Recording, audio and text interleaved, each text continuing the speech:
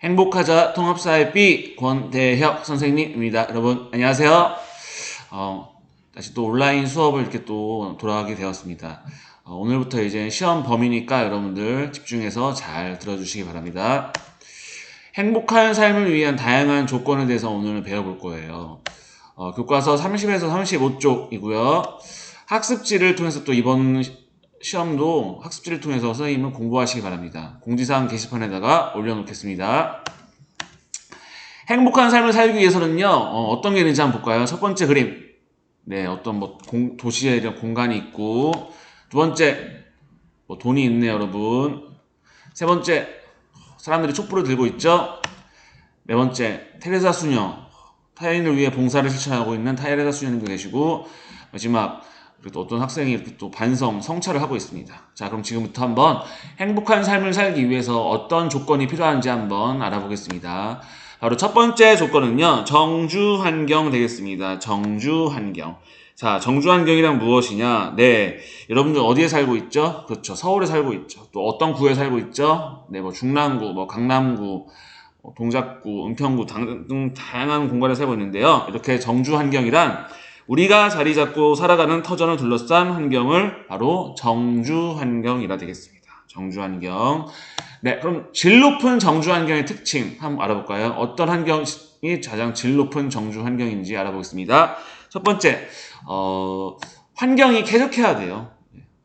동네 환경이 아주 쾌적해야 되고요. 두 번째, 편리한 시설이 있어야 됩니다. 마지막으로는요, 그렇습니다. 범죄율이 낮아야 되고 정치적으로 안정이 돼야 한다는 게 바로 질 높은 정주 환경 특징 기억하시고요. 다시 한번 환경이 쾌적해야 되고 편리한 시설이 있어야 되고 범죄율이 낮아야 되고 정치적으로 안정이 된다는 거 기억하시기 바랍니다. 그럼 도대체 이런 내가 살아가고 있는 공간, 정주 환경이 행복한 삶에 미치는 영향이 어떤 것인지 한번 알아보겠습니다. 네, 정주 환경은 인간의 지각, 태도, 감정에 영향을 미친대요. 그래서 어떤 특정한 장소에서 정서적 유대감을 느끼는 경우가 많다고 합니다.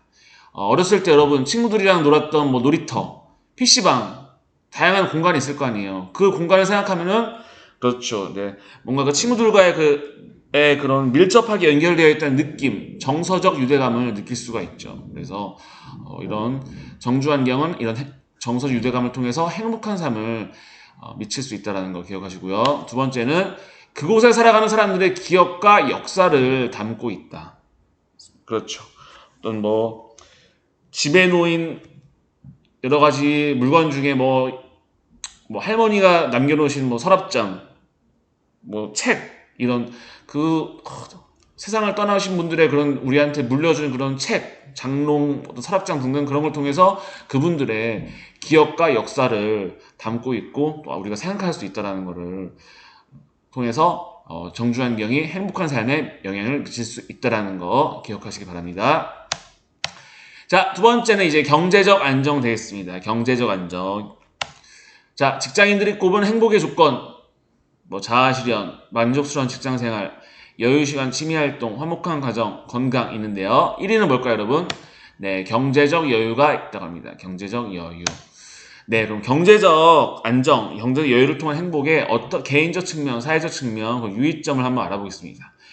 자, 경제가 그래도 안정되면요, 내가 살아가는데 기본적인 삶의 조건을 충족시키고요, 삶의 질을 유지시킬 수 있다는 그런 개인적 측면을 통해서 알 수가 있습니다.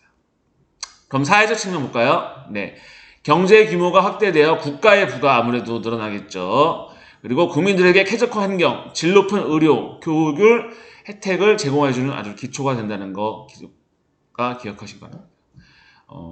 아무래도 경제가 좀 어려운 아프리카나 이런 국가에서는 질 높은 의료와 교육 혜택이 아무래도 부족하겠죠. 하지만 개발도상 국가, 선진국가 같은 국가에서는 경제 규모가 확대되기 때문에 국가의 부가 늘어나죠. 그렇기 때문에 국민에게 쾌적한 환경, 의료, 교육 혜택을 제공할 수 있다는 게 바로 이제 사회적 측면 되겠습니다. 자, 그럼 유의점 볼까요? 국민 소득이 높다고 해서 반드시 구성원 삶의 질이 반드시 높은 것이 아닙니다. 네. 왜냐하면 잘 사는 사람만 높기 때문에 그럴 수 있죠. 그래서 경제적 안정과 더불어 빈부격차를 줄이기 위해서 다양한 뭐가 필요하다? 네, 사회복지 제도가 필요하다는 거 기억하시고, 사회복지 제도. 왜냐하면 잘 사는 사람만 계속 잘 사는 그 대물 현상이 발생하잖아요. 그런 대물 현상을 줄이기 위해서는 반드시 이런 사회복지를 통해서 어려운 사람들도 뭔가 사회생활을 편하게 편리하게 생활할 수 있는 뭐 돈을 지급해 준다거나 아니면 교육을 해준다거나 의료 혜택을 해준다거나 이런 사회복지 제도를 통해서 빈부격차를 줄이자는 게 이런 또 경제적 안정과 행복을 통한 그 유의점 되겠습니다. 자, 세 번째 바로 민주주의 되겠습니다. 민주주의. 네, 이렇게 사람들이 촛불을 들고 있네요. 촛불을 들고 있습니다. 네, 기억나시죠? 몇 년 전에 이제 촛불 시위를 했던 그런 사람들이 되겠습니다. 네, 그때 어마어마했죠, 여러분. 네. 자, 민주주의의 반대가 바로 공산주의죠. 네. 여러분, 공산주의 특징이 뭔가요? 다 높은 사람들이 다 자기가 정치를 이끌고 있는 거죠. 이렇듯 시민 참여가 불가능하면 시민의 권리가 제한되고 높은 사람들이 자기의 권력을 남용시키고 부패가 발생한다는 그런